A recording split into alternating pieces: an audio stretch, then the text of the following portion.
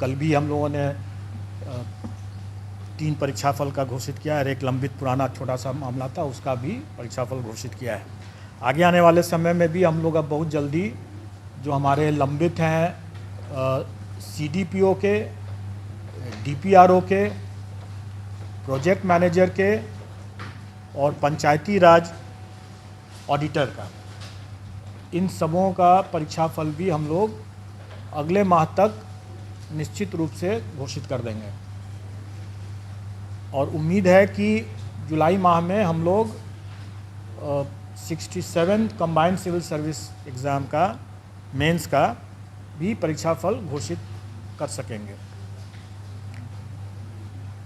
ये हमारे जो पुराने जितने हम लोग परीक्षा लेते रहे हैं, जो ले चुके हैं, उसका परिणाम परीक्षाफल के बारे में मैंने बताया। अब एक नया टास्क मिला है BPSC को सरकार के द्वारा। आप सब लोग अवगत हैं, वो अध्यापक नियुक्ति के लिए अनुशंसा भेजने के लिए। इसका हम लोगों ने पाठ्यक्रम और परीक्षा के संरचना के बारे में अपने वेबसाइट पर प्रदर्शित कर दिया है। और मैं समझता हूँ कि इसको लेकर के कुछ संशय आप लोगों के भी मन में होगा और अभ्यर्थियों के भी मन में होगा, और मैं चाहूँगा कि आप लोग भी प्रश्न पूछें और उनके बाद अगर कोई संशय है तो मैं कोशिश करूँगा कि उसको दूर करूँ। कुछ जानकारी मैं दे देना चाहूँगा ताकि आप लोग प्रश्न अगर पूछेंगे तो आसानी रहेगा। उसके बाद टोटल पद जो है वो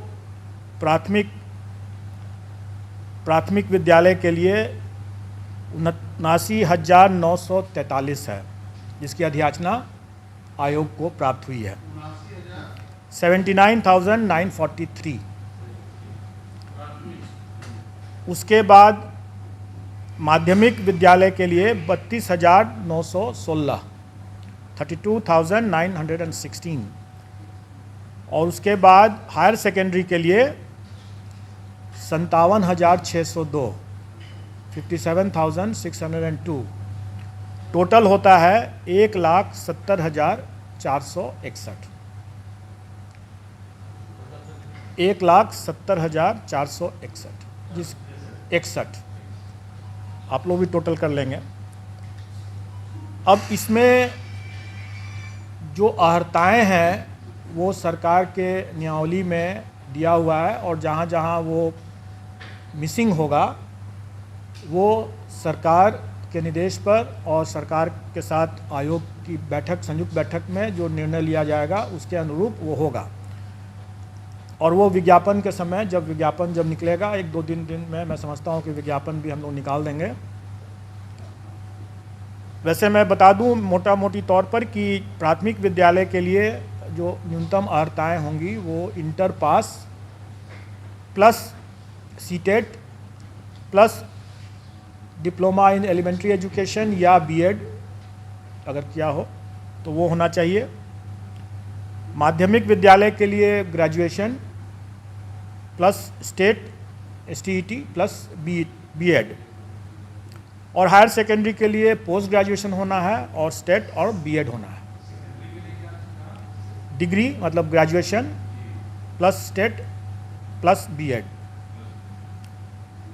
और इसमें जो नियमावली के हिसाब से ही जो लोग वर्ष 2012 के पूर्व के जो होंगे, जो नियोजित हैं, उनके लिए TET मतलब टीचर्स एलिजिबिलिटी टेस्ट से वो उनको एग्जेम्पशन है।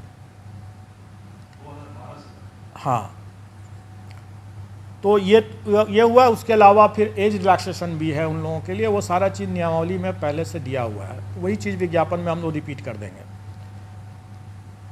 अब जो हम लोगों ने जो पाठ्यक्रम निकाला और जो उसके लाइट में लोगों को जो जिज्ञासा या संशय है, थोड़ा मैं उसको दूर करना चाहूँगा।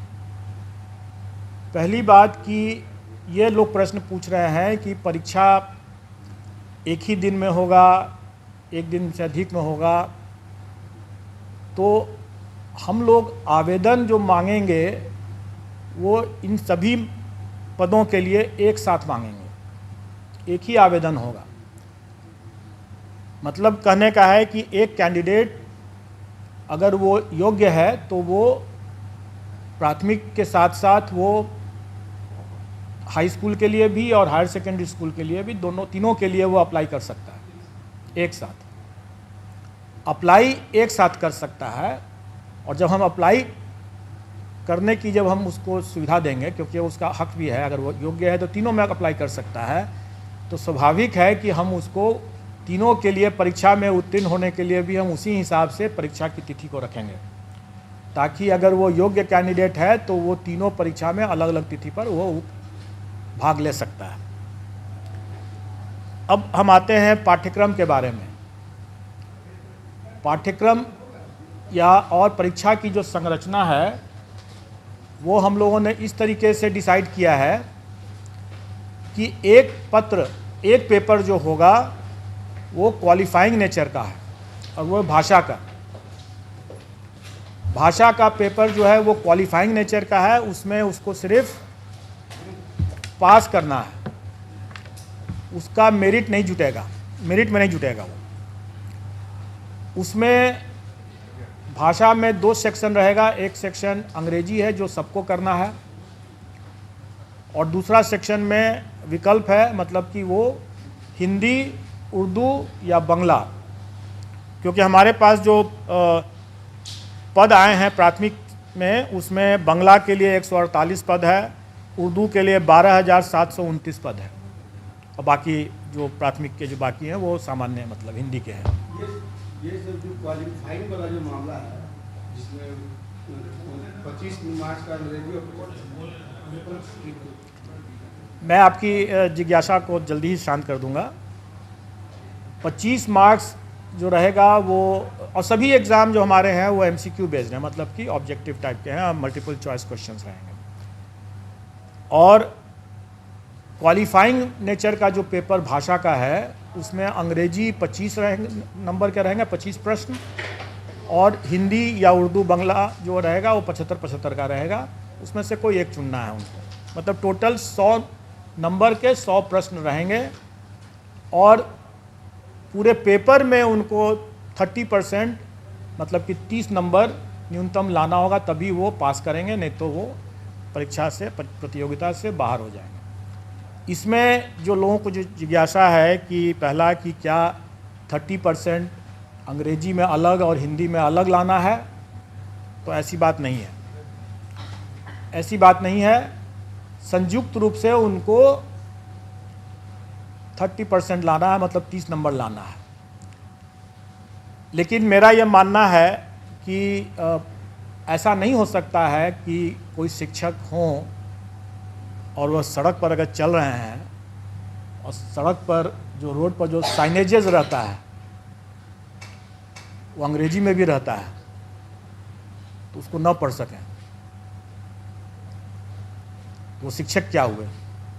जो राह चलते हुए जो रोड के जो साइनेजेस हैं उसको अंग्रेजी में अगर लिखा हुआ है तो उसको भी न पढ़ सकें, तो क्या वो अच्छी गुणवत्ता के शिक्षक हुए? इसलिए हम लोग प्रश्न के स्तर को हम लोग इस तरह से रखने का कोशिश करेंगे कि हम उनको, अंग्रेजी ज़रूर सरल रहेगा, कठिन नहीं रहेगा। हम मानते हैं कि यहाँ पर हिंदी भाषी प्रदेश है तो अंग्रेजी का प्रश्न कठिन नहीं रहेगा, लेकिन इसका ये मतलब हुआ कि हिंदी का भी प्रश्न सरल नहीं होगा, क्योंकि अगर हिंदी का प्रश्न भी सरल हुआ और अंग्रेजी का प्रश्न भी सरल हुआ तो सब हिंदी ही देख करके निकल जाएंगे। इसलिए थोड़ा हम लोग भी दिमाग लगाएंगे, और मैं चाहूँगा कि अभ्यर्थी भी थोड़ा तो अंग्रेजी भी पढ़ ही लें, ताकि वो शून्य ना हो अंग्रेजी उनका, क्योंकि शून्य से अगर फिर वो आगे नहीं बढ़ पाएंगे, राह चलता वो साइनेज भी नहीं पढ़ पाएंगे, तो वो अपने छात्रों को कैसे पढ़ाएंगे। ये रही बात जो हमारे वैकल्पिक जो क्वालिफाइंग नेचर के जो भाषा का जो पत्र है उसके बारे में मैंने बतलाया। इसके बाद अब मेन पेपर होगा। मेन पेपर 150 नंबर का होगा, जिस पर कि मेरिट होगा, और हर स्कूल के कैटेगरी के लिए एक ही मेन पेपर है। जैसे प्राथमिक के लिए सिर्फ एक मेन पेपर है, अगर हम हाई स्कूल के लिए जाते हैं तो उसके लिए भी एक ही मेन पेपर है, और अगर हम इंटर के लिए भी इंटर स्कूल के लिए भी जाते हैं, मतलब हायर सेकेंडरी स्कूल के लिए जाते हैं तो उसके लिए भी एक ही मेन पेपर है। एक ही पेपर उसके बाद देना है, और वो अगर कोई अभ्यर्थी अगर तीनों श्रेणी के लिए अप्लाई करता है तो स्वाभाविक है कि उसको फिर तीनों पेपर देना होगा। अलग अलग दिन होगा लेकिन देना होगा तीनों। फिर मेरिट लिस्ट अलग अलग बनेगा क्योंकि सबके लिए अलग अलग वो परीक्षा है।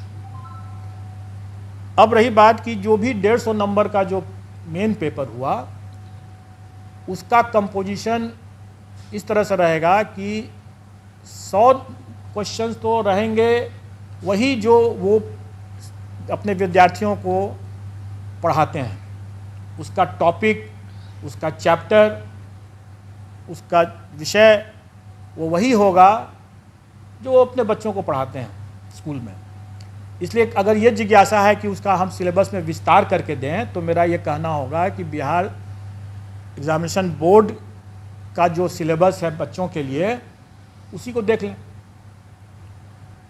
उसी को पढ़ लें, चैप्टर उसी के हिसाब से कंप्लीट कर लें, उनका डिटेल सिलेबस हो जाएगा। अगर मान लें कि अगर कोई फिजिक्स का देखता है या कोई हिंदी का देखता है तो जो अगर कोई इंटर का अगर है वो विषय, तो इंटर में जो पढ़ाई होती है एक फिजिक्स के स्टूडेंट के लिए उसका वही रहेगा, चैप्टर कंटेंट्स वही रहेगा। प्राथमिक विद्यालय में भी अगर जो बच्चों को जो पढ़ाते हैं शिक्षक वो वही रहेगा, कंटेंट वही, चैप्टर्स वही रहेंगे। मतलब सिलेबस का जो विस्तार, डिटेल सिलेबस की जो लोग मांग कर रहे हैं वो करना ज़रूरत नहीं है, क्योंकि अगर उसको देखना है तो अपने बिहार एजुकेशन बोर्ड का सिलेबस बच्चों का उठा कर देख लें और उसी की पढ़ाई कर लें। अब रही बात कि शिक्षक हैं वो बच्चों से उनका ज्ञान ज़्यादा होना चाहिए, बच्चों से उनका स्तर ज़्यादा होना चाहिए, तभी तो पढ़ा पाएंगे। तो स्वाभाविक है कि प्राथमिक शिक्षक के लिए जो अभ्यर्थी होंगे उनका चैप्टर तो वही होगा जो बच्चों को पढ़ाने वाला है, लेकिन उसका स्तर जो होगा वो बच्चों वाला तो नहीं होगा। उनका स्तर जो उनके लिए जो जैसे प्राथमिक शिक्षक के लिए न्यूनतम निर्धारित योग्यता जो है वो इंटर है, तो उसी के आलोक में प्रश्न पत्र का स्तर होगा। चैप्टर तो वही हुआ जो प्राथमिक विद्यालय में जो पढ़ाते हैं, लेकिन उसका जो स्तर जो होगा वो उनके जो न्यूनतम निर्धारित योग्यता मतलब इंटर जैसे है, तो उसी को ध्यान में रख करके होगा कि इंटर पास एक अभ्यर्थी स्कूल प्राथमिक विद्यालय के बच्चों को पढ़ाएंगे तो उनको क्या ज्ञान होना चाहिए, जो भी विषय वो पढ़ाएंगे उसके लिए उनका क्या ज्ञान होना चाहिए, क्या स्तर होना चाहिए, वो उसी के आलोक में रहेगा। और उसी तरीके से अगर मान लीजिए अगर +2 का अगर कोई शिक्षक है अभ्यर्थी, तो स्वाभाविक है कि वो +2 के विद्यार्थियों को पढ़ाने के लिए उसका स्तर तो उससे ऊंचा का होना है, तो फिर +2 के शिक्षक के न्यूनतम अर्हता जो है वो पोस्ट ग्रेजुएशन का है। तो पोस्ट ग्रेजुएशन का है तो हम लोग उसी के आलोक में कि वो इंटर के बच्चों को पढ़ाने वाले पोस्ट ग्रेजुएट अभ्यर्थी हैं, तो प्रश्नों का स्तर क्या होना है वो उसी के हिसाब से हम लोग तय कर लेंगे। तो अब इसमें इसको लेकर के जो लोगों को कन्फ्यूज़न था कि हमारा क्या रहेगा, पाठ्यक्रम का कैसे मतलब डिटेल क्या रहेगा, तो मैंने बता दिया। अब रही बात कि ये तो 100 नंबर के हुआ, बाकी 50 नंबर के जो रहेंगे वो सामान्य ज्ञान जो है, जनरल साइंस कर लें, जनरल स्टडीज़ कह लें, वो बेसिकली जो पहला जो 100 नंबर का जो हुआ वो उनके नॉलेज का टेस्ट होगा, और बाकी जो 50 नंबर का जो होगा वो उनके इंटेलिजेंस का टेस्ट होगा। मतलब कि उसमें मेंटल एबिलिटी रहेगा वगैरह वगैरह, रीजनिंग रहेगा और इसी तरह के मिलते जुलते चीज़ रहेंगे, जो उनके कुछ हो सकता है कि सामान्य तरह का जो एक किसी भी जागरूक नागरिक को या शिक्षक को थोड़ा बहुत ज्ञान होना चाहिए सामान्य ज्ञान का, तो वो उसी तरह का रहेगा। वो बहुत ऐसा बिल्कुल नहीं रहेगा कि हम कोई जो लोग ये आशंकित हो रहे हैं कि हम एसडीएम बना रहे हैं, ऑफिसर बना रहे हैं, ऐसी बात नहीं है। वो भी लोक सेवक ही होंगे और जो एसडीएम जो हैं वो भी लोक सेवक ही होंगे। और किसी भी एक लोक सेवक को एक जो सामान्य ज्ञान का जो स्तर होना चाहिए, इसका स्तर उतना ज़्यादा नहीं होगा, जो कि स्पष्ट है। लेकिन इसमें 50 नंबर जो रहेंगे वो उनके विषय ज्ञान से हट करके ये उनके सामान्य ज्ञान, जो उनकी बुद्धिमत्ता का जो हम असेस करने का प्रयास करेंगे इसमें। अब रही बात कि इस पूरे मामले में हम लोगों ने इस बात शुरू से ही स्पष्ट कर दिया है कि इसमें तुक्केबाजी को हम प्रश्रय नहीं दे सकते हैं। मेरा ये मानना है कि अगर कोई ऑफिसर अगर है तो वो ऑफिसर, जिसे सिविल सर्विसेज का हम एग्ज़ाम लेते हैं, वो कोई भी विषय पढ़ के आता है, लेकिन वो उस विषय का उपयोग नहीं करता है अपने कार्य में। अगर वो मान लें कि फिजिक्स पढ़ के आया तो सीधे वो फिजिक्स का उपयोग थोड़ी कर रहा है अपने कार्य में। लेकिन शिक्षक जो है वो सीधे अपने उस ज्ञान का उपयोग कर रहा है। अगर वो फिजिक्स पढ़ के आया है या हिस्ट्री पढ़ के आया है तो वो उसका उपयोग कर रहा है अपना ज्ञान बांटने में, अपने विद्यार्थियों को पढ़ाने में। वो अपने ज्ञान के मामले में तुक्केबाजी अगर करते हैं तो ज़्यादा खतरनाक होगा, वो बच्चों के लिए भविष्य से खिलवाड़ वाली बात होगी। इसलिए हम उनको तुक्केबाजी पर अंकुश शुरू से ही लगाएंगे और इसलिए हम इसमें नेगेटिव मार्किंग रखेंगे। लेकिन अभ्यर्थियों को उससे घबराना नहीं चाहिए, क्योंकि आफ्टर ऑल जो वो पढ़ाएंगे बच्चों, जो उनका अपना खुद का विषय है, जिस पर उन्होंने पढ़ाई किया है और जिस पर वो आगे काम कर रहे होंगे या काम करेंगे, उसका तो उनको ज्ञान होना ही है, नहीं तो वो अपना पढ़ाएंगे कैसे। इसलिए वो चूँकि उनका ज्ञान भी है, उसका अनुभव भी है, इसलिए उनको कोई उसमें तुक्का लगाने की ज़रूरत नहीं होगी उनको। और इस बार तो मतलब कंबाइंड सिविल सर्विस की तुलना में सक्सेस रेशियो जिसमें जो होना है, जैसे 1,70,000 से ऊपर वैकेंसी है। अगर अभ्यर्थियों की संख्या हम माने कि 6-7 लाख अगर होंगे तो आप अनुपात देख लें कि सक्सेस का अनुपात काफ़ी बेहतर है कंपेयर टू जो कंबाइंड सिविल सर्विसेज एग्ज़ाम, जिसमें कि काफ़ी मारामारी रहता है।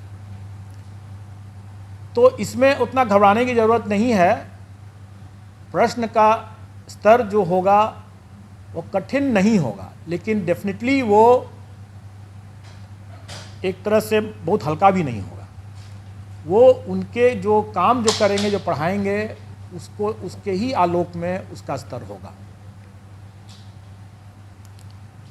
तो नेगेटिव मार्किंग कितना होगा उसके बारे में जो लोग यहाँ पर पहले से जुटे हुए हैं आयोग के संबंध में, नेगेटिव मार्किंग संबंध में, वो जानते हैं कि अगर 5 ऑप्शन रहेंगे अगर, तो 1/n-1 होता है फॉर्मूला उसके हिसाब से। मतलब कि अगर 5 ऑप्शन है तो मतलब कि 4 गलत प्रश्न और 1 सही प्रश्न मिलाकर के 0 होना है। 5 ऑप्शन है तो 1/4 हो जाएगा, और अगर 4 ऑप्शन है तो 1/3 माइनस हो जाएगा। ये स्टैंडर्ड स्टैटिस्टिकल फार्मूला रहता है और इसका निर्णय हम लोग कर देंगे और वो परीक्षा में भी उन लोग पता चल जाएगा। लेकिन इससे घबराने की बात बिल्कुल नहीं है। और हम लोग अभ्यर्थियों को पर्याप्त समय भी देंगे पढ़ाई करने के लिए, तैयारी करने के लिए, इसलिए इसमें घबराने वाली बात तो बिल्कुल नहीं है। और अनुपात, जो सक्सेस का अनुपात इतना बेहतर है, मैं समझता हूँ कि जो अगर थोड़े से भी जो लोग पढ़ा रहे होंगे, ठीक से पढ़ा रहे होंगे, तो उनके लिए कोई दिक्कत नहीं होनी चाहिए, आ जाएंगे इसमें। अब आप लोगों का अगर कोई प्रश्न बिल्कुल नहीं है, और अनुपात जो सक्सेस का अनुपात इतना बेहतर है, मैं समझता हूँ कि जो अगर थोड़े से भी जो लोग पढ़ा रहे होंगे, ठीक से पढ़ा रहे होंगे, तो उनके लिए कोई दिक्कत नहीं होनी चाहिए, आ जाएंगे इसमें। अब आप लोगों का अगर कोई प्रश्न हो इसमें। एग्ज़ाम सर कब तक होगा सर? एग्ज़ाम कब तक होगा? एग्ज़ाम हम लोग कोशिश करेंगे कि हम लोग उनको लगभग 3 माह का हम लोग उनको टाइम तो देना चाहेंगे, 90 दिन का। दिसंबर में लगभग एग्जाम हुआ था, नवंबर तक तो आप सितंबर तो आप देना करना। हम लोग एक साथ रोटी भी खा सकते हैं और सब्जी भी खा सकते हैं। सितंबर तक तो हम लोग मतलब तो हम लोग इस सितंबर में अगर वो परीक्षा कर रहे हैं तो इसका ये मतलब थोड़ी है कि हम लोग उसके पहले परीक्षा दूसरा नहीं दे सकते हैं। 90 दिन के बाद कभी भी हम लोग उसके मतलब नहीं, ऐसी बात नहीं, हम लोग आसपास हम लोग उनको पर्याप्त समय देंगे। और मोटा मोटी आप ये समझ के चलें कि अगस्त महीने में एग्ज़ाम होगा। कब सर? अगस्त महीने में एग्ज़ाम होगा। हम लोग अभी चूँकि वो ये एग्ज़ाम 4 दिन चलेगा, क्योंकि 4 पेपर हो जाते हैं। और चूँकि हमें सबको मौका देना है, प्राथमिक के लिए भी और हाई स्कूल के लिए भी और हायर सेकेंडरी के लिए भी, इसलिए वो हमें समय लगेगा उसमें। पेपर 1 जो होगा सर, भाषा का जो बता रहे हैं, तो वो तीनों के लिए अलग अलग होगा? नहीं, एक ही होगा? वो तीनों के लिए एक होगा। प्राथमिक, माध्यमिक और उच्च माध्यमिक का एक ही पेपर भाषा का होगा? इसलिए आप वो सरल होगा, जी, वो सरल होगा। हम लोग चाहेंगे कि जो हमारे शिक्षक हैं वो अपने भी मतलब सर उठा करके चलें। और आप लोग भी जब जाकर के जब कभी चेक करते हैं और बोल पाते हैं कि उनको मतलब एक स्पेलिंग नहीं है अपना, रविवार शनिवार तक नहीं जानते हैं, तो फिर बड़ा दुखद लगती कि वैसी नहीं होगी बात। बस उतना ही जानना है उनको, क्योंकि उसके बाद जो अपने विषय के जो हैं वो अपने विषय के तो ज्ञाता हैं ही। इसका सिलेबस क्या होगा सर, भाषा का? वही तो मैं बता रहा हूँ कि ये एक सामान्य होगा। अगर मान लें कि अंग्रेजी की बात अगर करें तो वो कम से कम अगर अंग्रेजी का अखबार उठा कर पढ़ तो सकें, 4 लाइन में कोई लिखा हुआ है तो उसको समझ तो सकें कि क्या लिखा हुआ है। उतना ही भर है, सामान्य है। कोई हम उसमें उनसे शेक्सपियर के बारे में नहीं पूछने वाले हैं। इसमें कट ऑफ मार्क्स जैसे था कि सर प्रधानाध्यापक वाला 40 वो सामान्य प्रशासन का बहुत पुराना सर्कुलर है और वो सभी परीक्षाओं में लागू है, वो इसमें भी लागू है। सर अभी इंग्लिश पेपर की बात कर रहे थे, तो जहाँ तक मेरे नज़रिया है कि ग्रामीण क्षेत्र में बहुत कम ऐसे टीचर है जो इंग्लिश पढ़ाते हैं। गवर्नमेंट स्कूल में इंग्लिश का साधन नहीं है, तो लोग कैसे पढ़ेंगे और कैसे पेपर दे पाएंगे? देखिए, जैसे आप शायद पता नहीं थी कि नहीं थी, मैंने बताया कि क्या ग्रामीण क्षेत्र के लोग पटना नहीं आ रहे हैं? आ रहे हैं। और सड़कों पर आजकल पटना के सड़कों पर आप देखेंगे कि साइनेजेस जो हैं काफ़ी अंग्रेजी में लिखे हुए हैं। जितने व्हाट्सअप जो होते हैं, बहुत से व्हाट्सअप तो अंग्रेजी में भी लिखते हैं ना। सीनियर टीचर्स जो हैं, कोई एक अगर हम बिहार के भविष्य के लिए बात कर रहे हैं, हमारे बच्चे क्या उनकी सीमाओं से बच्चे की भी जानकारी या उनका जो ज्ञान जो है बाधित हो जाए? नहीं होना चाहिए। हम उनको अंग्रेजी पढ़ाने के लिए नहीं कह रहे हैं, क्योंकि वो अंग्रेजी विषय के वो शिक्षक नहीं है, इसलिए अंग्रेजी वो नहीं पढ़ा रहे हैं। लेकिन उनको इतनी जानकारी तो होनी ही चाहिए ना, जो अपने, क्योंकि वो अगर प्राथमिक विद्यालय के अगर शिक्षक है तो वो सब कुछ पढ़ा रहे हैं। हाई स्कूल के हैं तो वो अलग बात है, फिर तो विषयवार हो गया, फिर तो उसको अंग्रेजी के अलग विषय के शिक्षक हैं। 25 नंबर है अंग्रेजी में, 75 है हिंदी में। हम अंग्रेजी नहीं बनाए, 75 सिर्फ हिंदी बनाए। आपने सुन, मैंने इसके बारे में जवाब दे दिया है, मैंने इसके बारे में जवाब दे दिया है, इसलिए आप उसको आप समझ लें। सर एक चीज़ है सर, किसमें कहा जा रहा है सर, जो बीएड और ये सब का जो क्वालिफिकेशन रखा गया है, वो ट्रेनिंग से रिलेटेड क्वेश्चन क्यों नहीं सर रखा गया है सर? Good question. मैं बता दूं कि आप तीनों स्तर के, क्योंकि अभी मेरे पास मध्य विद्यालय की वैकेंसी नहीं आई है, इसलिए मैं मध्य विद्यालय के बारे में नहीं बता रहा हूँ। अभी कुछ तय नहीं हुआ है, उसका जब आएगा तो उस समय देखा जाएगा। लेकिन अभी जितने भी स्तर लेवल के विद्यालय के शिक्षकों के बारे में मामला है, सब में देखेंगे कि अनिवार्य अर्हता में सीटेट एस्टेट ये है या बीएड डीएलएड है। ऐसी स्थिति में उन परीक्षाओं में प्रशिक्षण संबंधित कैसे पेडागोजी जो कहते हैं उसके संबंध में या चाइल्ड डेवलपमेंट के बारे में ऑलरेडी उसकी परीक्षा वो टीचर्स एबिलिटी टेस्ट में दे चुके हैं। तो अब फिर से उसी चीज़ के अगर हम लेने लगे हैं तो फिर आप ही लोग कहेंगे कि जब उसमें जब ले ही चुके हैं तो फिर इसमें भी वही चीज़ ले रहे हैं, तो नई परीक्षा की क्या ज़रूरत है?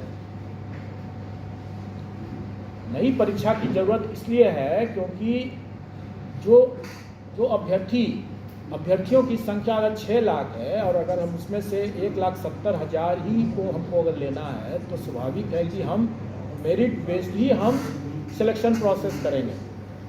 अब रही बात कि पेडागोजी जो है या चाइल्ड डेवलपमेंट CDP जिसको कहते हैं, चाइल्ड डेवलपमेंट पेडागोजी के बात जो कहते हैं, ये ऐसा चीज़ है जिसके लिए वो पहले से एलिजिबल हो, वो अपनी पात्रता पहले से प्रमाणित कर चुके हैं। दूसरी बात कि ये ऐसा मामला है कि वो भविष्य में कि वो TET करके आए हुए हैं, वो जब स्कूल में जब जाएंगे वहाँ भी और भी अनुभव ज्ञान अभी हासिल करेंगे, उनका उसमें निखार आना ही है। उस पर हमको एक बार जब वो एलिजिबिलिटी टेस्ट कर चुके हैं उस बिंदु पर, तो दोबारा हमको उसी बिंदु पर उसकी परीक्षा लेने का कोई मतलब नहीं है। सर पहले क्वालिफाइंग परीक्षा होगा, उसके बाद ये भाषा वाले में आप जनरल तो हो गया, इंग्लिश और हिंदी दोनों होना चाहिए, लेकिन अगर कोई बांग्ला का स्टूडेंट है या उर्दू का स्टूडेंट है उसके लिए क्या वो भाषा का क्या? वही तो मैं बताया ना कि Hindi oblique Urdu oblique Bangla. Hindi oblique है। अगर प्रश्न पत्र बाइलिंगुअल रहेगा या हिंदी केवल?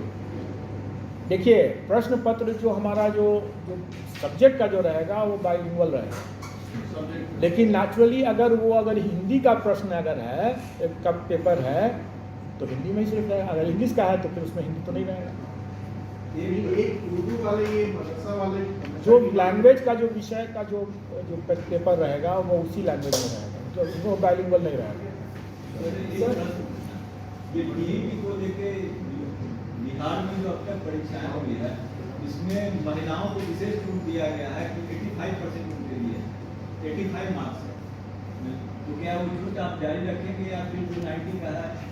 देखिए, जो मिनिमम क्वालिफाइंग जो कट ऑफ है वो सरकार के द्वारा पहले से निर्धारित है। उसमें महिलाओं के लिए अलग है, सामान्य के लिए अलग है। वो उसका पूरा आप लोग को ज्ञान होगा, हमारे पाठ्यक्रम में भी वो परसेंटेज लिखा हुआ है। अब रही बात कि सरकार ने इस बार जो नियमावली जो बनाया है उसमें प्राथमिक विद्यालय के शिक्षकों के लिए शिक्षकों के पद पर महिलाओं के लिए आरक्षण जो है 50% है, 50% रखा, अन्य में 30% या 35%। प्राथमिक में 50 और अन्य में 35। अन्य में जो पहले से है वो सही रहे, और प्राथमिक विद्यालय के केस में 50% आरक्षण महिलाओं के लिए।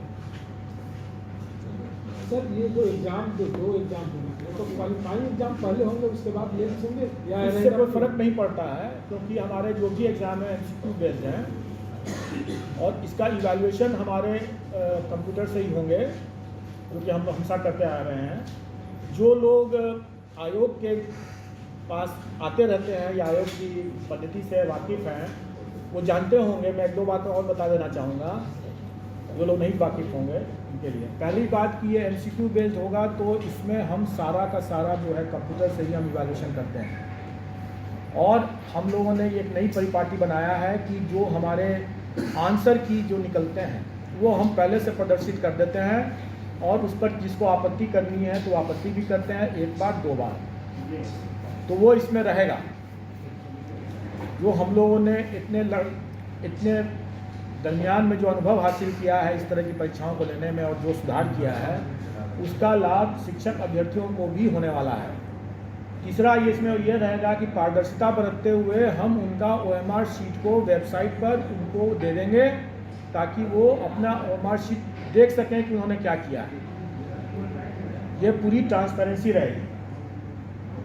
लेकिन इसके साथ साथ मैं ये भी बता दूं, उनको ये आगाह भी कर दूं कि जो ये सुविधा दे रहा हूं तो उसके साथ साथ जो पारदर्शिता और जो कड़ाई जो की बरती जाएगी उसके बारे में भी जानकारी दे दूं। हम लोग अपना प्रश्न पत्र जो है वो सीधे एग्जामिनेशन सेंटर में अभ्यर्थियों के सामने खोलेंगे, वो कहीं किसी सेंटर सुपरिटेंडेंट के चैम्बर में नहीं खोलेगा। वो पहुंचेगा, और जो लोग यहाँ से पहले से आते रहे वो तो वाकिफ़ हैं, जो नहीं आ गए पहली बार आ रहे होंगे जो उनके लिए मैं बता दूं। और शिक्षक अभ्यर्थी चूँकि के लिए ये पहला अनुभव होगा, क्योंकि बहुत पहले जब इस वर्तमान जनरेशन